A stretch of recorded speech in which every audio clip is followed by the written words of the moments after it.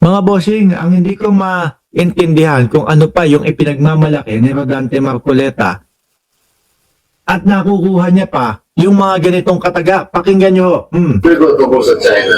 Paano ko dinepend ng China? You tell me. When? Doon pa nga lang po sa KIG, sir. No? I-give up yung KIG. Oh.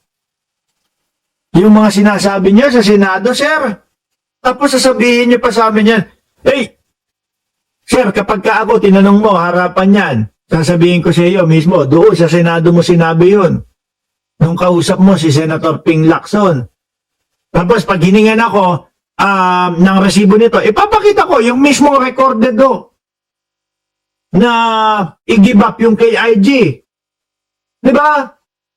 Di ba pinapatanggal niya yon nung nakaraang linggo, mga nakaraang buwan, pinapatanggal niya yun? Siguro natatakot to o tinatakot, dinadaan sa, kailan ko sinabi na ididepensa ko ang China? Kailan ko sinabi na ganito? Eh siguro hindi makapagsalita yung mga reporter doon. Di ba? Ako sasabihin ko sa harap-harapan niyo yan. Pati ho yung there is no such as West Philippine Sea, mga bossing. Sasabihin ko, sinabi mo yan, di ba? Tapos nung nakita mo, nalaman mo, nagagalit yung taong bayan, bigla kang balikwas. Bigla kang kambyo. Oh. Di ba, pinapa-edit ni Wigman yung statement niya. Doon, bakit? Eh yun yung mismong sinabi niya. Bakit niya papapalitan? Si Cubeta, tigas na lang ng mukha ang pinaglalaban niyan. Oh. Eh, minsan napapatanong na din ho ako eh. Para kasi, bigla mong bawiin o bigla mong o panindigan mo yung mga mali na mga sinabi mo, kumbaga, meron akong naiisip na hindi kaya kailangan niyang panindigan lahat ng ito dahil may natanggap o may natatanggap galing sa China. Alalahanin niyo po, merong mga kapwa tayo Pilipino, kagaya nung anak ni Juan Ponce Enrile na sinasabi, meron tayong mga Pilipino, kapwa Pilipino na nakakatanggap ng pera, nakakatanggap ng pondo galing sa China para sirain, wasakin ang ating gobyerno, para palakasin ang China, no? At meron mga makakapal ang mga mukhang mga vlogger, pinapangalandakan pa yung mga pakikipag-meeting nila doon sa China. Di ba? Don Pasis, shout out sa iyo. Ngayon, ang tanong natin, isa ho kaya sa donor, contributor ni Rodante Marcoleta ang China doon sa kanyang kampanya? Isa din ho kaya ang mga diskaya sa donor, no? Doon sa kanyang kampanya?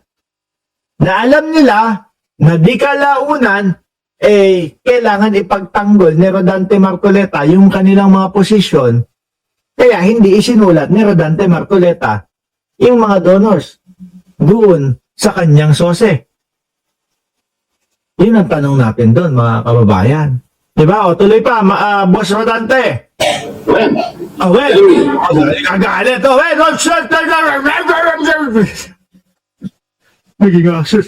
Naging aso na. When? Tell me daw.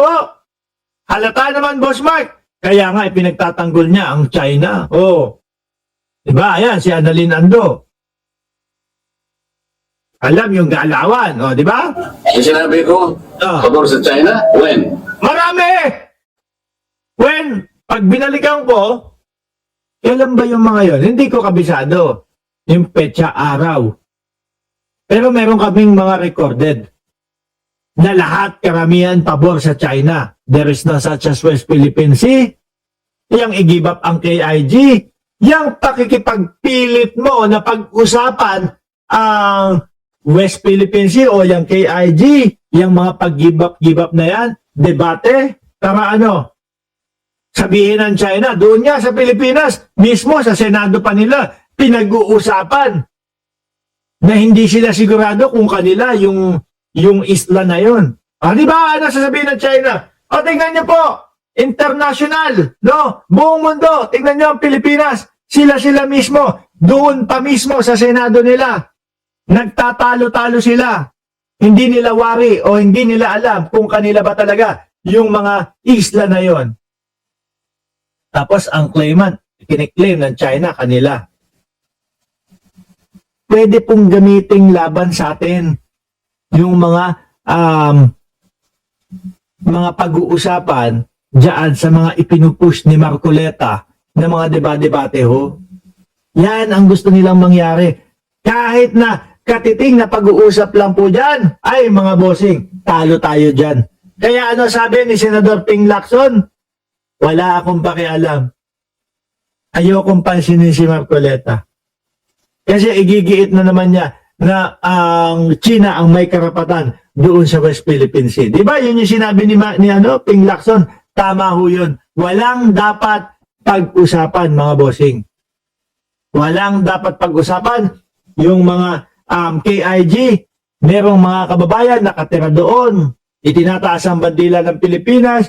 Lupang hinirang ang kinakanta. Kaya wala nang dapat pag-usapan. O, meron pang additional kay Marcoleta. Ito, ano naman to? Is related to the issue No. which I raised in the last hearing when I objected the draft minutes of the February 4, 2026 meeting. Oh. And in that hearing, I proposed an edited version which to my mind reflects the entire transcript of his stenographic notes. Ito ba yung yung sinabi mong i-give up ang KIG? Gusto mo ipa-edit? I'd like to know, Mr. Chair, if any decision has been reached in that effect. Because Sinabi mo yun eh. No, bakit pa iibahin? first of all, I'd like Saka lalagda din o tatatak din sa isipan ng mamamayang Pilipino na, habang binabasa yung transcript na yun, ito yung, hindi naman niya ito yung original na sinabi niya, pina-edit niya to eh. No? Ang original na sinabi niya, yung KIG i-give up. Diba, ganun lang. Ganun din yun, Marcoleta. Huwag ka nang mag-aksaya ng panahon doon. Buko ka na namin. Alam namin ang kilos mo. to inform the body that I provided a copy of my entire privilege speech Oy. several days ago, where I tackled the issue of my remarks having been spliced, twisted, Yak ng putik naman yun. Sisisihin mo na naman si Lacson. Splice daw ho. And twisted daw ho, mga kababayan. Ultimo si Tunying, ano sabi? Si Tunying kapwa INC. Ano sabi ni Tunying? Kahit ano pong balibaliktad ko, mga kababayan Yun pa din po ang yun pa din po ang naririnig ko Yun pa din po ang naiintindihan ko Di ba? Na i-give up ang KIG. it was not rebutted. It was not rebutted after all. Ang lahat po ng aking mga sinabi doon sa interpellation noon, ipinakita ko po sa aking privilege speech. Page by page, line by line. Pati po yung timestamp ng ating recorded version ng hearing ng Commission on Appointments. At malinaw na malinaw po doon pinagdudugtong-dugtong ang mga pinagsasabi ko. Ay, parang hindi naman. Kami ho, pinanood namin. Pinanood po namin. Para po madali, i-give up natin ang KIG. 5 minuto bago makarating doon sa i-give up yung KIG at 5 minuto pagkatapos nung i-give up ang KIG, itinapos namin yun para siguraduhin na tuloy-tuloy ho yun. Yun pa din ang yun pa din ang sinabi niya, i-give up ang KIG. Walang ibang ibig sabihin ho. In order to make a statement, frame a different narrative to project myself as if I have surrendered or I advocated the surrender of a Yun naman talaga ang sinabi mo. part of our Philippine territory. Something that I did not even intend to do, nor advocated. Sige nga, dapat ang ginawa mo, Marcoleta, habang yan, tinatanong mo kung ano na yung resolusyon yung sa edit o i-edit yan, ipi-play mo yung sinasabi mong hindi splice. I-play mo, ito po ang paki-ano naman po, dyan sa puting tela, no? Paki-play naman po, ito yung mismong video ko na sinabi ko. Play mo! Baka magtawanan sa iyo yung mga kapwa mo, mga senador at yung mga bisita nyo dyan sa Senado. Dahil parehas lang din ang magiging resulta nung sinasabi mo. Bakit po ganun? At tatanungin ko po ngayon ay ating mabuting secretary ng komisyon. Palagay ko po nabasa niya po yung buong transcript. Pwede po ba naming malaman, Mr. Chair, sa pamamagitan ng manifestasyon o deklarasyon ng ating kalihim ng komisyon? Base po, kung babasahin po nating, susuriin natin na masusi yung ating transcript. Kung ano po yung naganap, kung ano yung sinabi, lalong-lalo na po sa party ko, alin po ba yung mas malapit po doon sa transcript? Edi yung sinabi edi yung sinabi mo nga, sir, na i-give up yung kay IG. Diba? Yun po bang inobjekan ko na draft? Yun yung pinopropose kong kapalit doon. Base lamang po sa transcript. Walang labis, walang kulang. Kasi po, Mr. Chair, tiningnan ko po yung transcript mismo eh. At tiningnan ko yung draft minutes.